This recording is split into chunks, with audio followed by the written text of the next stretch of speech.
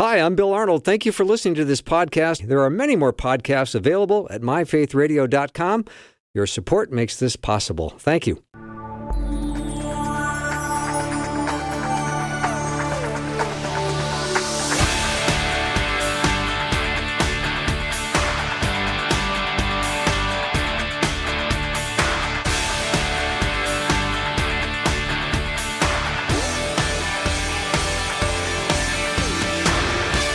And a warm welcome to the afternoon show. I'm Bill Arnold, and the big question in this half hour is, what does Israel's history have to do with events going on today? Investigative filmmaker Tim Mahoney went and made a movie about it called The Israel Dilemma. It's going to be in theaters November 13th, 14th, and 17th only. He is a brilliant filmmaker and a longtime friend of mine, so awfully glad to have him on. Tim, congratulations on yet another amazing movie. Well, thank you, Bill. It's good to be back. I really appreciate the audience and what you're doing. I love radio, by the way. I I don't know how I got into films. I thought I was going into radio. Well, I'm glad you got into films because your work is spectacular, and this is a very exciting movie, very timely, and it's just going to be coming up starting tomorrow, and then the 14th and the 17th only. Do talk about it as an event. Right. What ends up happening is that as a filmmaker, I've been able to create films that are event-oriented in the sense, and they are, timely, like this one. And this one came about, this is part of our Patterns of Evidence series. And when the attack happened last year in Israel, as well as all the events that happen around the country on college campuses, I thought, boy, people, I don't know if they really understand the historical background of the nation of Israel. And that began then this film. And I was able to start to work on it. I had interviews from 2007 with Benjamin Netanyahu and Shimon Peres. And those were sort of the backbone of what I used. And then we went and found this amazing pattern of evidence. And that's the type of technique that I use to search for evidence of the Bible. So, Tim, talk about the conflict in Israel today and how it's linked to the Bible and how we are. Talk about this, the Israel dilemma itself. Yeah. So the dilemma, I think, for Israel, obviously today is that there's a question about, well, whose land is this? And is this land promised to Abraham and his descendants? And the Bible tells us that, if you're a believer in the Bible, in the book of Genesis, it talks about Abraham, and it talks about the fact that he was told to walk this land and that in the future his descendants would have this land. It was promised to them. So I've been making films based on that investigation of that promise for almost 20 years now. The first one was Patterns of Evidence, the Exodus, of which I was told there wasn't any evidence for the Exodus. And this was the story of Abraham's descendants growing into a large group of people and being the Israelites stuck in Egypt. And Moses comes along and brings them out of Egypt as a deliverer. God uses him, and they part a sea miraculously. And then from there, they go to Mount Sinai. And at that mountain, that's when there is an agreement made between continuing from Abraham. This agreement then extends to his descendants. And these 12 tribes then all say, we are going to be God's people. And they make an agreement to be God's people. And then they're supposed to go off to the promised land. And I'm investigating that entire story for us. And I'm laying it out from Genesis, the creation, all the way through to the nation of Israel becoming a kingdom. So we'll be investigating King David and his kingdom and evidence for that. And so we are also going to then be investigating what would be called the covenant. What are the big, rules of the covenant that the people of Israel had to keep? Mm-hmm.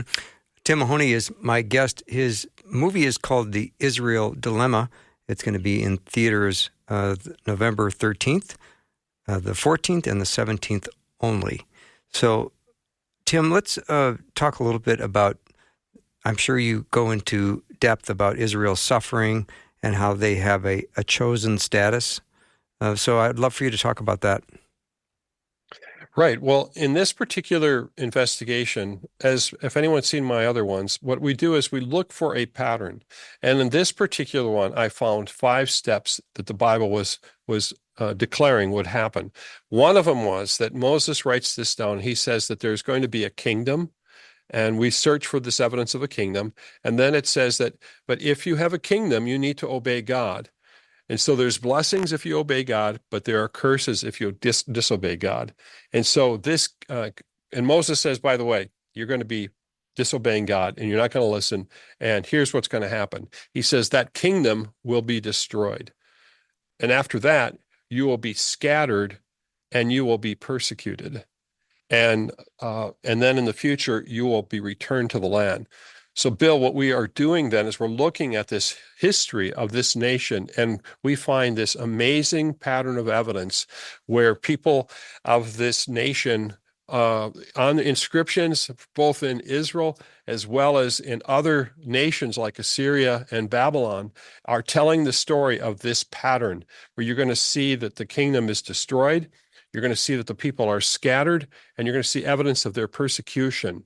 And then their promised return is also in this particular film. And by the way, this part of the investigation covers centuries, but it doesn't cover the entire story. There's a second Patterns of Evidence film called The Israel Dilemma, Promised Return, which will take us from the time of the Roman destruction all the way to modern times. So this is a 2-part investigation. Both films are completely self-contained, but this first one is looking at the first time this pattern shows up in history. Mm-hmm. So, Tim, you talk about these 5-step list of events. So let's just go over them one more time because you went through them a little quickly for my brain. So the kingdom, which involves the promise to Abraham and his descendants. Right. And the promise of a kingdom. And then the second one was that they would be destroyed. The kingdom would be destroyed. Okay. The kingdom would be destroyed. Yep. It says that if they break the covenant, that the kingdom would be destroyed. Lord would send curses and confusion. And we're going to see that destruction with 2 different forces that come from the north, which is Sennacherib, King Sennacherib, and then King Nebuchadnezzar.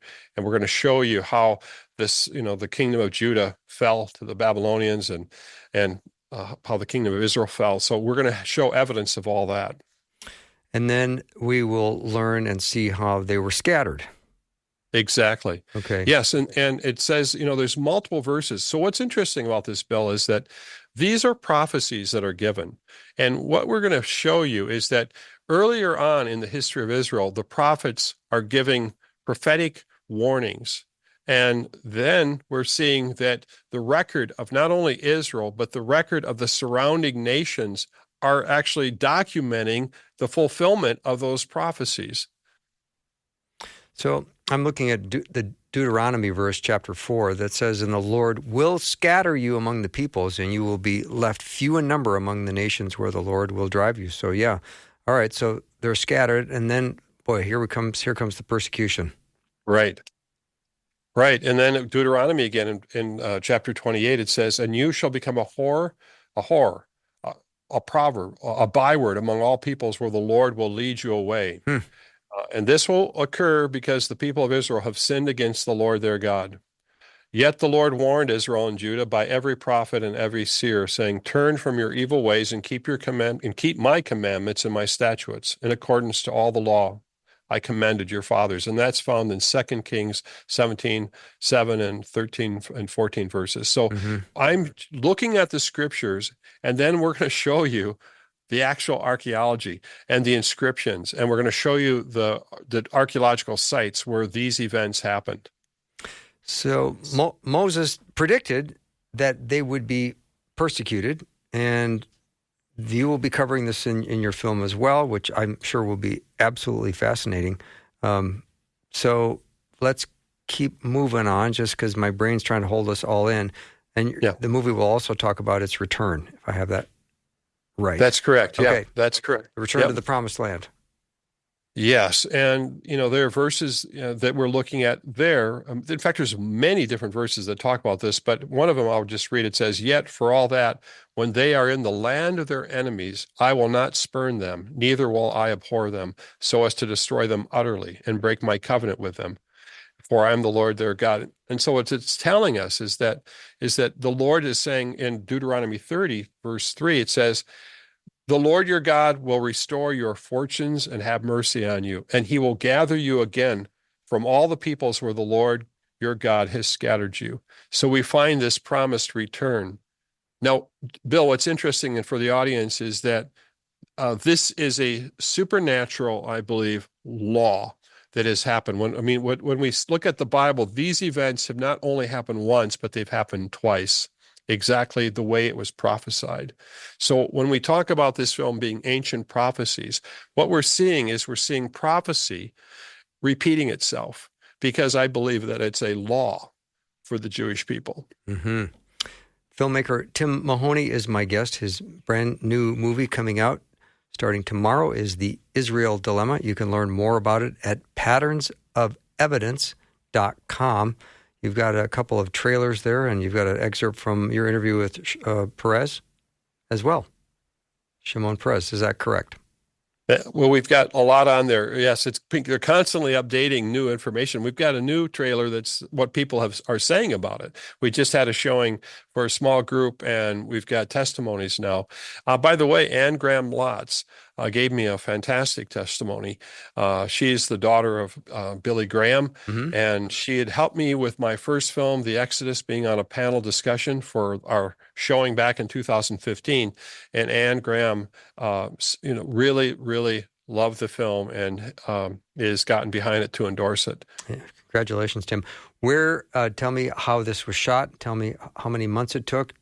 And then, well, years, I should probably say, but give me a sketch as to how it all came together. What happened was that we were, when I've made many trips, but in 2007, I was actually with a man by the name of Paul Ridgway. I don't know if anyone remembers Paul. I know Paul, yeah. He was, yeah. And we were working with Paul, and we were sitting in his office planning a release of a film, one of the first Patterns of Evidence films. And there's an unusual event that happened there where we were talking about, well, let's do this release and let's be done, get this film out to the public. But in the middle of that conversation, we had almost like a supernatural experience where we just knew we were not going to go and finish this film. We had to go to Israel. And Paul said, yes, if you go anywhere, you need to go to Israel.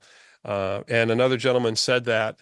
And from that moment on, I knew that the film wasn't finished, but I had to go to Israel for interviews. And that's how this next film was made. I went to Israel, and the producer said, "Who do you want to talk to?" And I felt in my heart, I said, "I want to talk to the leaders of your nation." I have no idea why I had that kind of boldness. Yeah, where'd that come from, Tim? It had to be the Lord, because absolutely. Bill, we're from just here, I know. We used to talk in the high school hallways. Yes. Now we're talking we on the grew up radio. Together. Yeah. And so what happened is that she said, okay. And Sharon Shavit, she was I was like one of her first big film projects. And I didn't know that her father was a well-known man who worked in the government, and I think it was the military. And so she went to the offices of Shimon Peres, and I believe he was president at the time. And I talked with, and then Benjamin Netanyahu. I went to the Knesset, and I remember going, walking and thinking, how in the world did I get here? And what happened then is that in those meetings, when I was with, let's say, I'll start with what happened with Benjamin Netanyahu. I had prepared the day before. I had spent time in prayer, and I had his book, and I had read his story. I had one of his books. He's written multiple books. And when we sat in the interview, I said, well, who told you the stories of the Bible? And he said, my grandfather. And I said, Nathan? And I had read it in the book. And once I said Nathan, all of a sudden my interview, which was probably supposed to be 10 minutes long, went from 10 minutes to I had no time limit. Wow. And I know that there were other people, news crews that were supposed to be, uh, getting interviews with him about the nation. Hmm. And I think for almost 50 minutes, I've learned in my interviews, just to look down at my questions, understand where I am, but just have a conversation. Hmm. And for 50 minutes, we talked about the Bible. We talked about what happened with the Exodus. We talked about the destruction of the temples. Things that people have never heard him talk about, and how knowledgeable that he was. And then I went from there to meet with Shimon Peres, and I had an amazing interview with him. It was just myself and him and a couple other people. And this sense of, I would have to say, an unusual presence. I would probably say it was the presence of the Lord came into that interview in a powerful way. And I know that he felt it as well. And he shared about the nation and how it came to be, because he was there in 1948. He was a young man. So I had these interviews that were so powerful, and they've been sitting, in a sense, in the video vault. I've used little pieces of them. And then as I said, when this attack came in last year, I felt that this was the time. Do I want to bring this together? Do I want to tell this story of Israel? But it seemed like I needed to, and that I had been given these interviews, and the interviews are part of it. But there's a lot of other really key interviews that I had gotten over the years. And then I brought in Scott Stripling, who is an archaeologist, and Peter Vanderveen from Germany, and we added a lot of other scholars and information as we unfolded the biblical story of God's pattern of evidence throughout history. And then we talk about prophecy. And Brent Kinman, we're talking about the fact that God is outside of time and space, and he tells us things. Isaiah, the prophet, writes down, and God says, I'm going to tell you what I'm going to do, then I'm going to do it. And then I'm going to say, can anyone, do this? He said, no one but God can tell you in advance. Hmm. And so you're going to see when the audience goes to see this, I think this film is an encouragement for many, many people to see. So what's it about? It's about understanding where we are right now with the nation of Israel and where they came from. And this film starts from Genesis and works its way all the way through the kingdom of David, its fall, it's the scattering of those people, their persecution, but their return to the land. Mm. We're going to see, is God's word true? Is he true to his word? And you're going to see incredible details of how true he is to his word. Yeah, beautiful work, Tim. We're going to take a break. Filmmaker Tim Mahoney is my guest. The movie is The Israel Dilemma. It's in theaters November 13, 14, and 17 only. So head over to patternsofevidence.com, check out the trailer, and you'll get all excited about it. That I promise. We'll be right back.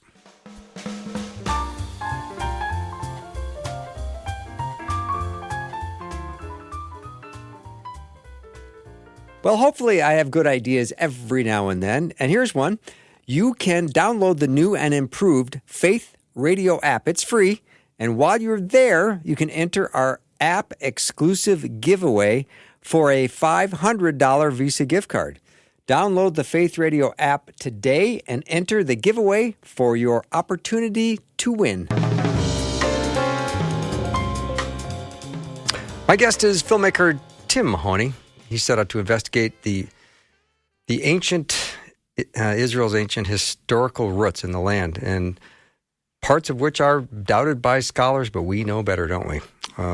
What a great work you've done here, Tim. And I was just thinking during our break of you leaving Netanyahu's office. You must have been kind of pinching yourself. What just happened? Yeah. Well, I was surprised, you have security around you. You don't want to sneeze or flinch in the wrong way. Right. Yeah. So, I was wondering, you brought up something very interesting, because that interview happened 17 years ago. Mm-hmm.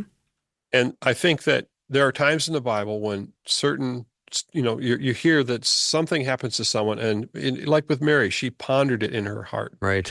And I think the thing that happened in my own life was that I was like, well, why was I given this interview? of all people in all times. It's such an unusual, rare interview. I pondered it in my heart, and I had a sense that now was the time. Is that I don't believe that the nation of Israel is going to be leaving the news anytime soon. And so this is a prerequisite type film for people to see.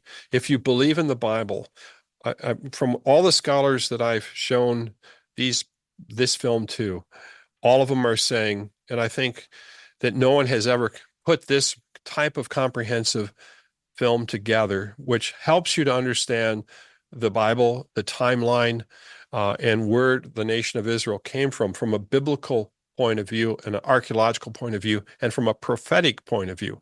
I'm not talking about events in this particular film, current events right now. I start with current events, and then I go into the past to figure out where are we, and where do we get, how do we get here? Mm-hmm. So tell me a little bit about the filming of the rest of it. Was it all shot in Israel? Where did you shoot it? Well, let's see. I shot this in, I've shot a lot of it in Israel previously because I had to go there to get it. But what ended up happening was that since some of my friendships are in other parts of Europe and other places, there are interviews that I have used, and I used actually the Zoom or Sure. types of techniques like that because I had to move quickly. But what was different about this was that I wanted to bring Bible characters to life, and we have been working a lot in special effects, and so we brought back to life Isaiah the prophet, and we built a set for Isaiah, and we built other props. We built and we worked with special effects, miniatures, and things. So you're going to see Hezekiah's throne room, and Isaiah is going to come to Hezekiah, and they're going to speak. We have Hezekiah's palace, which we built with special effects and miniatures. They look fantastic. We've got I built throne room and had a throne room made for Nebuchadnezzar, which is an amazing throne room that we did for that. And then we've got Ezekiel, and we have Jeremiah. Nice. And so we have these different prophets, these three prophets that are there. And I think it is Jehoiakim. I think it's Jehoiakim. We did a scene with him and his sons. And there is details. Listen, audience, there are details that it seems so insignificant, like the grocery list, I believe it is of Jehoiakim, that actually, is written in the scriptures. And later on, they find that grocery list, allotment of how much, I believe, grain and oil Jehoiakim would get for himself, matching. So what you're going to see, and why this, I think, is important for everyone. Listen, the price of inflation and everything that's happening. I wrote a blog about this, about the fact that is the Lord going to provide for us? We know about the Bible, we know about these different things, but when it comes to, day-to-day living, how are we going to trust God? And there's a wonderful story here of Hezekiah. And everyone's telling Hezekiah, this is really dangerous. You should, he's this King Sennacherib is coming, and he's destroyed all the kingdoms around him. And he comes to Jerusalem, and he mocks Israel's God. And he says, don't depend upon your God. He's not going to save you. I've burned all the other gods, the wooden idols. He says, I'm going to take you. I'm going to take this city. And King Hezekiah, we show this scene. He was distressed and he feared, and he cried out to the Lord at the temple. And he had hope. He didn't have any hope, so he prayed. Let's put it that way.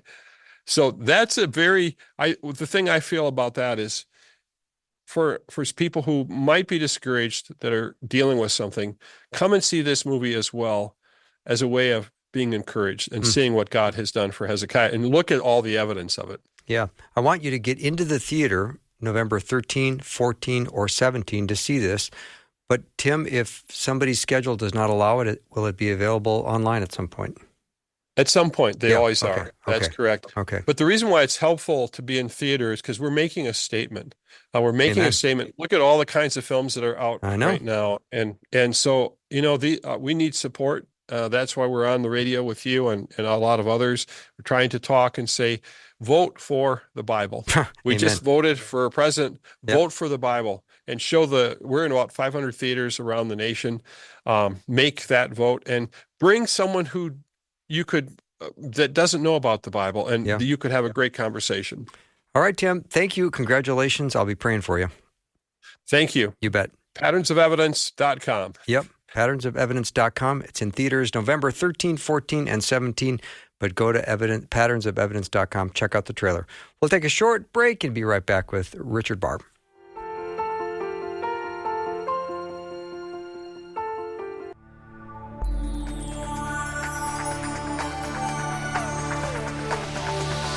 It's the afternoon show with Bill Arnold.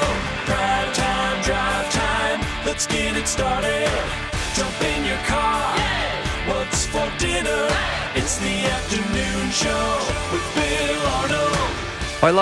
I love being able to talk to my friends and fellow soldiers of the cross. Richard Bahr is here with me in studio. And you talk about a guy with a servant's heart. I can't think of too many people on my list that can top his servant's heart. Incredible story. And the stories that he has from serving the homeless and taking care of the people who are really on the margins of society are just amazing. And he's actually written a couple books. One is called Those People, The True Character of the Homeless, and one is called Amazed, Why the Humanity of Jesus Matters. I've read them both, and I love them both. And he's here with me today. Richard, nice to have you. Nice to have you here. Yeah, I'm always grateful to have the time with you, Bill, so thank you. Yeah, so just to let people know, you spell your last name B-A-H-R, so you can go to richardbahr.com.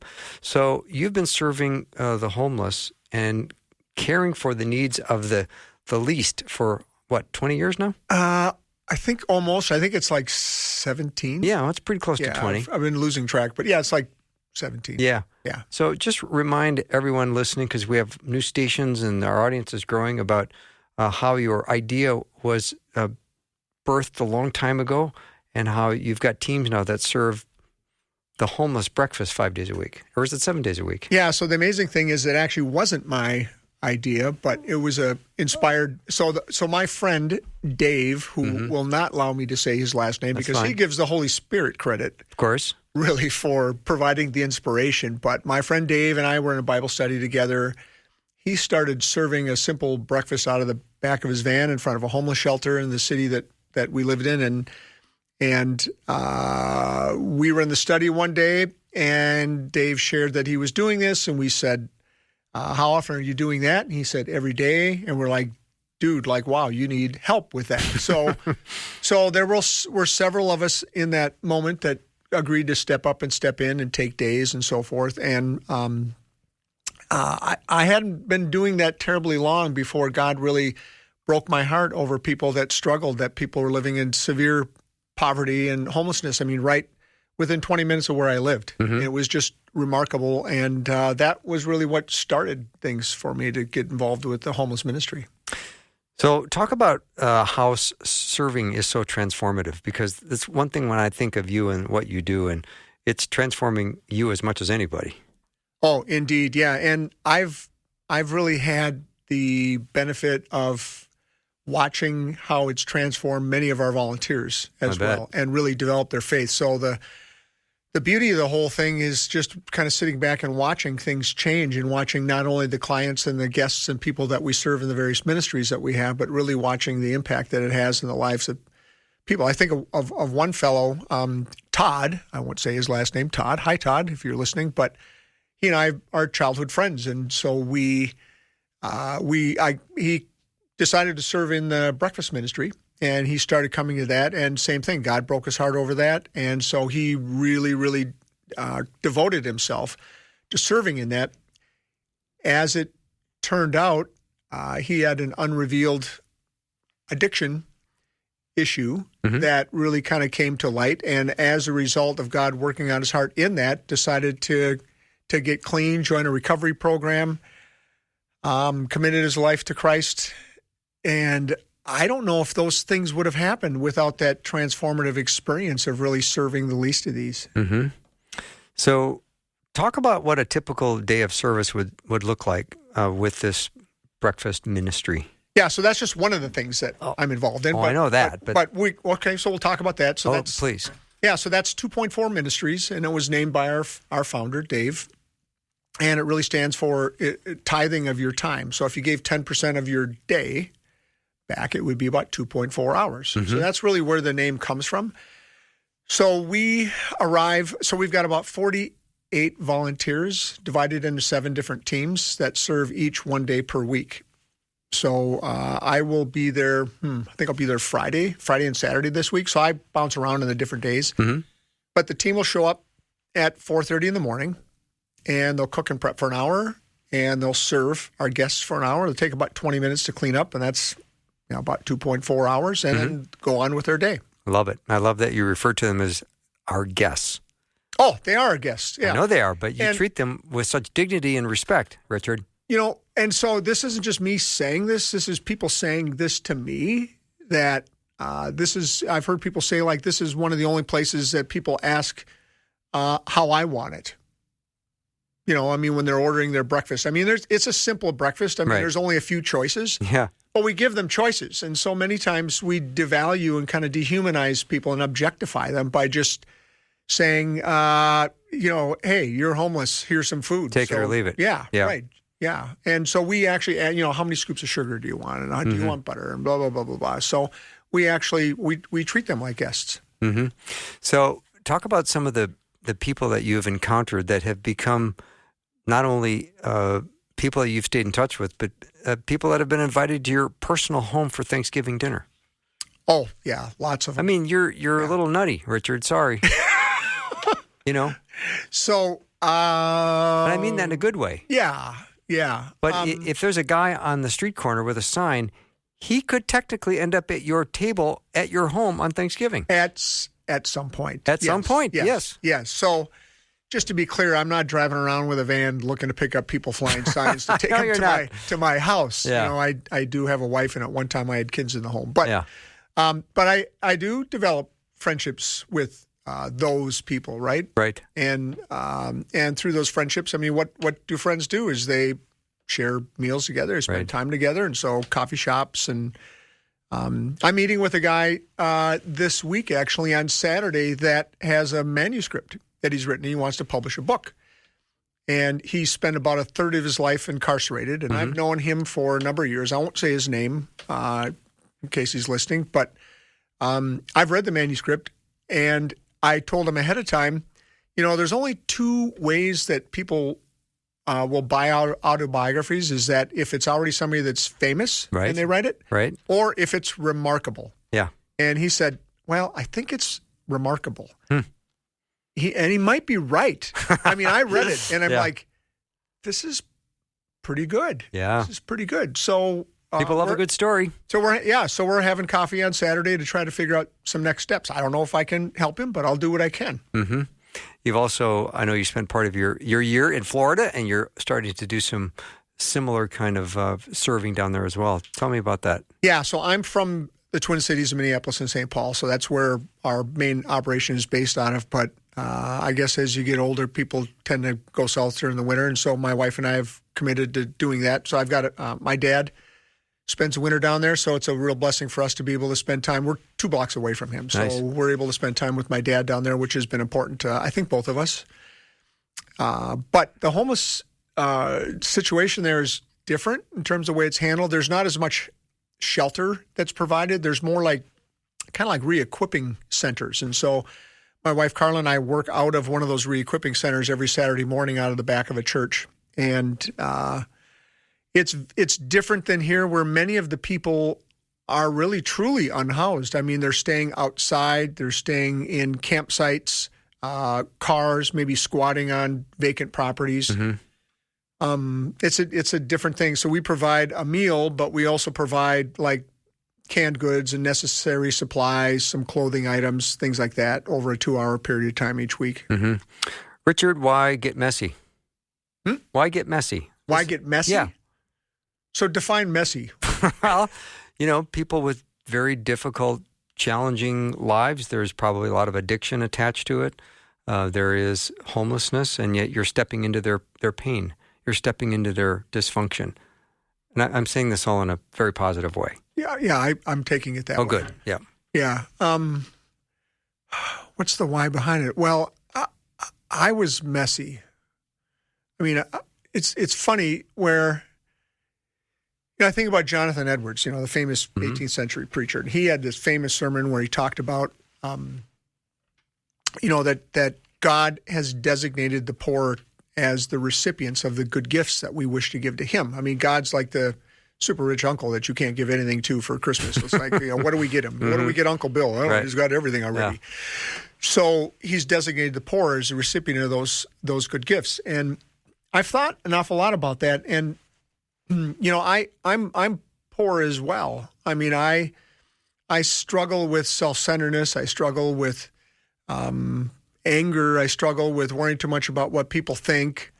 So I have a poverty too in my spirit. And so really the antidote for that really is to serve, it's to give. And so when I serve and give, I can help meet the needs of some of the other people that have needs, but what they don't realize is that my needs are being met as well. Mm-hmm. If you encounter a homeless person, what are some things that you would recommend us doing to make the experience as good as it can go? Buy my book. Okay. Which one? Those people. Those people? Mm-hmm. Yeah. The So True Character of the Homeless, which is, by the way, a great book. So there's actually an appendix in the back because the most common question is asked of me when I talk to a lot of civic groups and churches. I just spoke to one this morning, and they always ask, like somebody's flying a sign, what do you do? So if you have asked yourself that question, you are now required to come up with a response. Yeah, that's true. Like it's not okay to say, I'm going to continue to just attempt to what I think is ignoring them. Like that's not okay. You're required to decide to do something.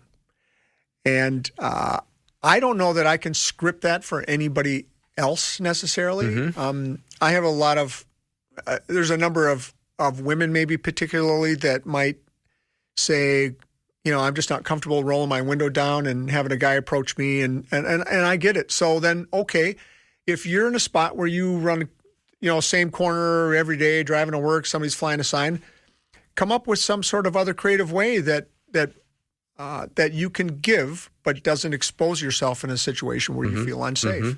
I know that you and I've talked many times about you've started carrying like non-perishable food items, goodie bag, socks, and goodie bag. Goodie bag, yeah. That's a great thing to give people because then you feel like, okay, I'm not maybe feeding maybe a struggle scenario in somebody's life, like, nicotine or drugs or whatever. Sometimes just an encouraging word. I ran into, in 2016, I decided to stop at every single panhandler I saw for a year to see if I could do it. And I was like about 98%. There was a few times I did. Good for you. And I used to travel a lot when I had my business all over the country and internationally. And so I still remember I was in Tampa, Florida. And, of course, there's this 5-lane intersection. I'm way on the right, dude's way on the left. And I'm pulling up, and I see him, and I'm like, you've got to be kidding me. Yeah. Like, I'm not going to, I can't, fine. So I take a right turn, and I think I parked illegally, and I run back to the guy. Now, I'm out of my own crib, right? I don't have a goodie bag. I didn't even have any cash. Like, I had nothing to give to the guy. And I meet the guy, shake his hand, and I said, hey, I told my name, and I said I work in homeless ministry in Minneapolis, and I just want to tell you that I see you, and I'm so sorry that I normally would have things. I don't have anything to give you. And the guy started consoling me. Oh. He's like, man, this is like the best gift like I've gotten all day long. And I'm feeling bad. Like I was in tears. I'm like, you don't understand. I'm so sorry that I have everything to give you. And he's like, man, you just gave me everything right there just by telling me that. So there's a lot of options. Wow. It's beautiful, Richard. I can tell how close that is to your heart because you're tearing up right here. Yeah. It's just sensational. Yeah. Sometimes just giving them eye contact and showing them a smile, and that alone lets them understand that they've been seen. Otherwise, they feel completely invisible. Yeah, I've heard that many, many times that I've been challenged by some of my homeless friends to say, do you know what it's like to go through an entire day with people trying to not look at you? Yeah. Oh. Trying to not look. I mean, I went to, a coffee chain this morning and ordered a coffee. Yeah. And they looked at me. They looked at me when I paid. I mean, it's just this common thing. We exchange a look, and there's, it's just a little bit of a human connection. A little connection, human connection. Very much so. And I think the problem is that when there's that look, it's like it sets up some sort of a social contract. Like, if I look at you, now you have this expectation of me, and I don't know if I want to step into that or not. Yeah, so right. rather than starting that whole thing off, I'm going to just pretend you're not there, and then we don't have to get into this thing. Yeah. But in the meanwhile, you just ignored somebody and disrespected them. And all the while, you're hoping the light turns quickly. Yeah. Yeah. Indeed. All right. Richard Bahr is my guest. Go to richardbahr.com. Check it out. He's got a couple of books. They're both great. I own both of them. Well, I don't own them. He gave them to me. So I have read them both, though. They're great. He spells his last name B-A-H-R, richardbahr.com. Be right back.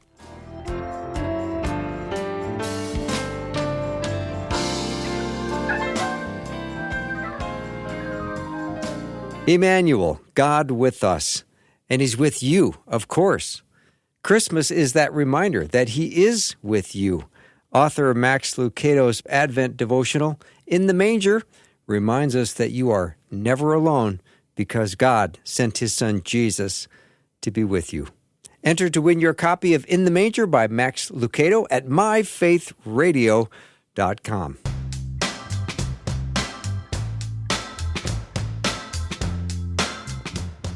I'm back with my friend Richard Bahr, B-A-H-R, richardbahr.com, and we're talking today about serving, learning, following, and aiming to have others join the journey of the great service we have, serving the Lord and how we care for one another. And Richard's been in the ministry of serving people at the margins of life, homeless, the addicts, and he's been doing that for a long, long time. So, Richard, a question came in. How do you discern those that need versus those that are taking advantage? That's a good and a fair question. Mm-hmm. And it certainly is wise to attempt to discern that. But I guess I would also ask, why are we in the business of deciding what gift we provide, what somebody does with it? I mean, would there be another situation where we would do that? Would you, we're coming up to the holidays. Do you give a gift to somebody and you're concerned about how they're going to use the gift? No, never.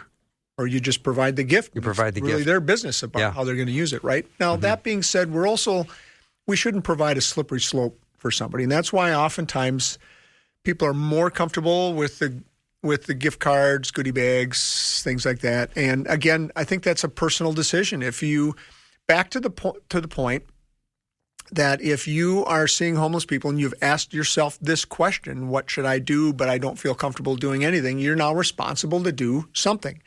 And if in your spirit, in your heart, you feel more comfortable giving them granola bars and socks or gift cards or whatever, and you feel that that's right and justified, then you should absolutely do that. But I can tell you that there's plenty of times that I've given cash, especially when I'm not in my own vehicle, or I might be out of town. I'll give cash to people, and they're accountable for what they do with the gift I give them, not me. Mm-hmm. What about when you go through a particular neighborhood and you maybe pass through the neighborhood regularly and you go, oh, there he is again, almost like he's working a shift. Like it's not a moment of desperation as much as it is, I get myself over here every day around this time and I ask for money. There are several panhandlers in my town that I know by first name, and I will see them on the corner that they work, and that's absolutely right. Yeah. But I'll tell you what, if you're living so I can only speak for what I'm familiar with, which would be the greater Twin City metro area, but, general assistance is like $203, and you might be in some sort of subsidized housing, which then cuts that to, it's either $90 or $93. Okay. Okay, so you're going to decide to not give a panhandler something you see regularly, but you're going to expect them to figure out how to survive on $90 a month. So why don't you just trade places with them and think about how you're going to do that? I mean, you can't go to a major grocery chain and walk out with 2 bags of groceries for $90 now. No, you can't. Right? So, yeah, there are people that when they find that there are certain corners that work, that are good and are generous or the right kind of traffic patterns, that people will frequent them regularly. What's amazing to me is there's almost a code of ethics where if there's a good corner, somebody won't, they'll work it like 45 minutes and then they'll give it up to somebody else. Interesting. Isn't that interesting that people would do that? Yeah. That's very generous, actually, when you think about it. Yeah, it really is. What about some of the mental health crisis that goes on? I mean, obviously you want to be as loving and Christ-like as possible, but there is that element of danger. And now I will, for the sake of argument, say I do see more women on corners than I've ever in my life. Yeah. I don't know the statistic on it. I'll just say from my experience, there is a good deal of chemical dependency and mental illness, maybe untreated or undiagnosed in the homeless community. Is it more than the greater population? I don't know. Mm-hmm. But there's plenty of that. Are those people unsafe?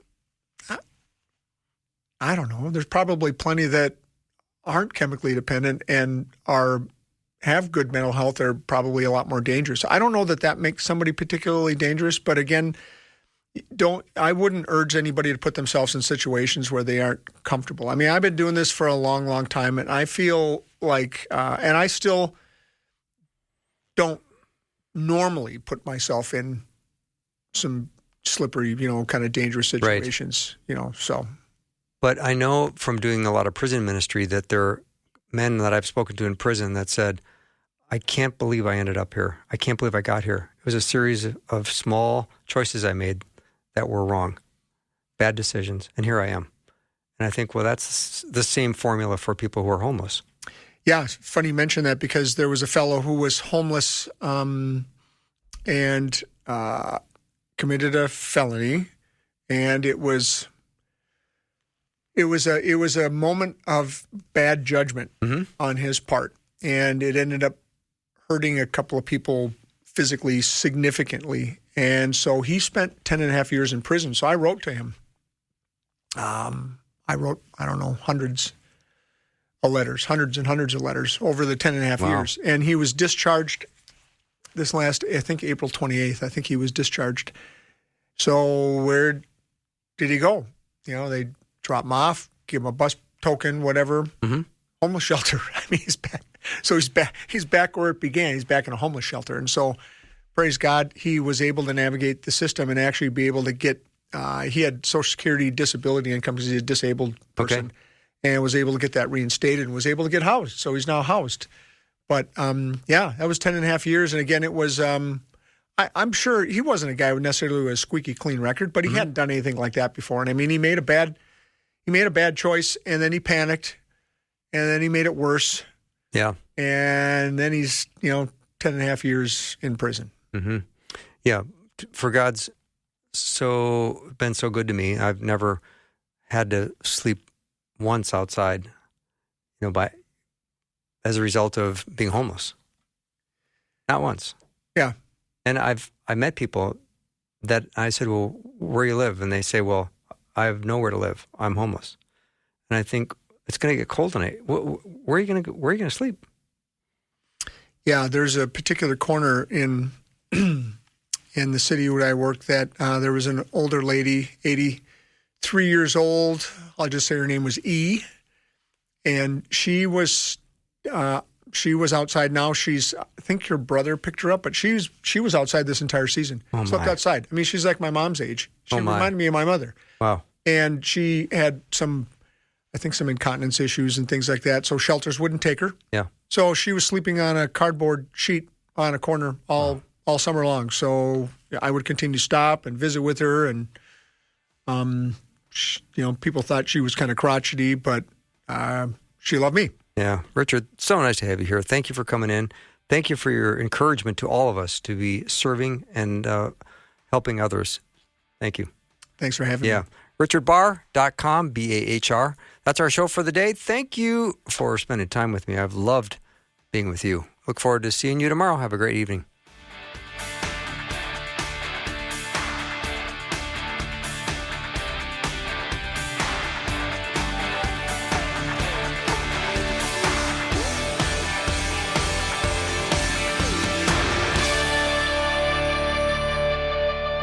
Thanks for listening. Programming like this is made available through your support. Information available at myfaithradio.com.